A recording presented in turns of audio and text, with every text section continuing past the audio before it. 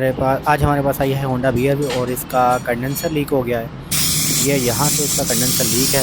अभी हम इसको जो टांका लगा रहे हैं एल्युमिनियम वेल्डिंग, इसके बाद इसकी लीक चेक करेंगे और इसको गैस रिचार्ज कर देंगे। ले जी, सोल्डरिंग हो चुकी है जी, इसको कंप्लीट वेल्ड कर दिया है और चेक किया है सक्सेसफुली, कोई लीकेज नहीं है। लेकिन इसके अलावा इसको पानी में डाल के भी चेक करेंगे तसल्ली के लिए। अभी इसका कंडेंसर हम लोग जब भी खुलती है कोई भी गाड़ी, हम इसका कंडेंसर वॉश करके वो लगाते हैं।